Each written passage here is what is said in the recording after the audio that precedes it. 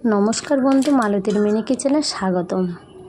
आज आमी ढाबा स्टाइले आपनादेर भेंडी रेसिपि करे देखाबो। खेते खूब टेस्टी और सुस्वादु होबे। पुरो भिडियोटा स्किप ना करे देखते थाकबेन। स्किप करले किन्तु आपनारा बुझतेई पारबेन ना जे किभाबे आमी भेंडिर रेसिपिटा करेछि। ता चलुन ताहले भेंडिर रेसिपिटा शुरू करा जाक। प्रथमेই আমি এখানে দেখুন বেশ ছোট ছোট কচি কচি ভেন্ডি নিয়েছি। দুটো একটা বড় কিন্তু ভেন্ডিগুলো কচি। প্রথমে আমি ভেন্ডিগুলো ভালো করে ধুয়ে নেব, নিয়ে একটু গাটা শুকিয়ে নেব। নিয়ে দেখুন এখানে আমি দুটো টমেটো, কাঁচা লঙ্কা ও আদা কেটে নিয়েছি।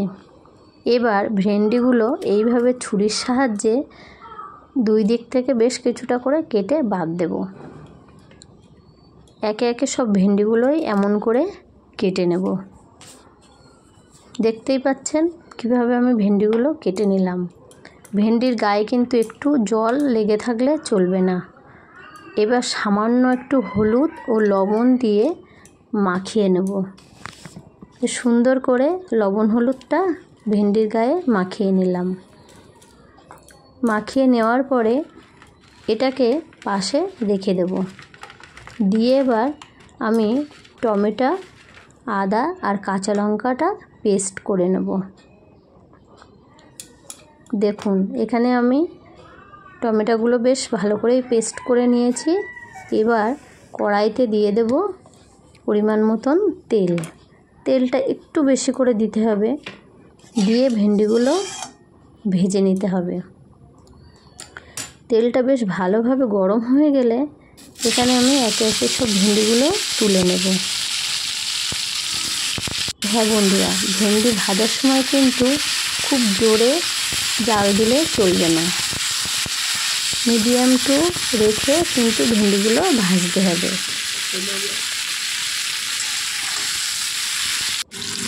দেখতেই পাচ্ছেন ভেন্ডিগুলো প্রায় আমার কিন্তু হালকা ভাজা ভাজা হয়ে এসেছে। খুব বেশি লাল করলে চলবে না। এদিকে আমি একটা ফ্রাই প্যানে 2 চামচ মতন বেসন নিয়ে নিলাম। বেসনটা বেশ ভালো করে একটু লাল লাল মতন করে ভেজে নেব, যে কাঁচা গন্ধ ভাবটা বেরিয়ে যায়। এবার আমি বেসনটা নামিয়ে নিলাম। এদিকেও দেখুন আমার কিন্তু ভেন্ডিগুলো ভাজা হয়ে গেছে। একটা পাত্রে নামিয়ে নিলাম। একে একে সব ভেন্ডিগুলোই কিন্তু আমি নামিয়ে নিলাম। এবার কড়াইতে যে তেল টুকটানো ছিল তার ভিতরে আরেকটু তেল দিয়ে দিলাম। তেল দিয়ে বেশ ভালো করে গরম করে নিলাম। কড়াইয়ের মধ্যে দিয়ে দিলাম একটা পেঁয়াজ কুচি। পেঁয়াজ কুচিটা হালকা একটু লাল লাল করে ভেজে নিতে হবে। এদিকে আমি যে বেসনটা ভেজে রেখেছিলাম একটা বাটিতে নিয়ে নিলাম। তাতে দিয়ে দিলাম 1 চামচ মতন জিরের গুঁড়ো, 1 চামচ মতন ধনে গুঁড়ো, আর নিয়ে নেব একটু লাল লঙ্কার গুঁড়ো। তাতে দিয়ে দেবো পরিমাণ মতন হলুদ। দিয়ে একটা ব্যাটার তৈরি করে নেব। একটা চামচের সাহায্যে কিন্তু আমি ব্যাটারটা তৈরি করে নিলাম। ব্যাটারটা কড়াইয়ের মধ্যে ঢেলে দেব। দিয়ে বেশ ভালো করে এটা ভেজে নিয়েছি। এবার টমেটো পেস্টটা তুলে দেবো। দিয়ে বেশ ভালো করে নাড়াচাড়া করে ভেজে নিতে হবে, যতক্ষণ না কাঁচা গন্ধটা বেরিয়ে যায়। দেখতেই পাচ্ছেন আমি কীভাবে এখানে ভাজা করে নিচ্ছি। আর হ্যাঁ বন্ধুরা, আমার এই ভিডিওটা যদি আপনাদের একটুও ভালো লেগে থাকে প্লিজ লাইক, কমেন্ট, শেয়ার ও সাবস্ক্রাইব করতে ভুলবেন না। সাবস্ক্রাইব করে পাশে থাকবেন আর পাশে থাকা বেল আইকনটা প্রেস করে দেবেন। তাহলে প্রথম ভিডিও ছাড়ার সাথে সাথে নোটিফিকেশনটা আপনাদের কাছে গিয়ে আগে পৌঁছায়। এর মতে আমি দিয়ে দিলাম 2 চামচ মতন ফেটানো টক দই। টক দইটা দিয়ে কিন্তু বেশ ভালো করে নাড়তে হবে আর সুন্দর করে ভেজে নিতে হবে, যতক্ষণ না মশলা থেকে তেল ছেড়ে দেয়। এর ভিতরে আমি দিয়ে দেবো পরিমাণ মতন লবণ।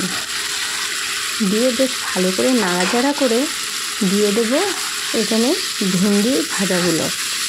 ভেন্ডি ভাজাটা তুলে দিয়ে দেখুন আমি এখানে বেশ সুন্দর করে একটু নেড়ে নিচ্ছি। ভালো করে একটু নাড়াচাড়া করে তাতে দিয়ে দেবো বেশ 1 গ্লাস মতন জল। জলটা দিয়ে বেশ কিছুক্ষণ ফুটিয়ে নেব। নিয়ে দেখুন এখানে কিন্তু আমার কমপ্লিট হয়েছে ভেন্ডি মশলাটা। এবার একটা পাত্রে নামিয়ে নিলাম। নামিয়ে উপর থেকে সামান্য একটু মিট মশলা ছড়িয়ে দিলাম। দেখুন বন্ধুরা, আমি কিন্তু একটা প্লেটে সার্ভ করে নিলাম। কতটা সুন্দর হয়েছে আমার এই ভেন্ডি মশলাটা। খেতেও কিন্তু দারুণ টেস্ট হয়েছে। অসাধারণ একটা রেসিপি, আপনারা শীঘ্রই বাড়িতে তৈরি করে ফেলুন।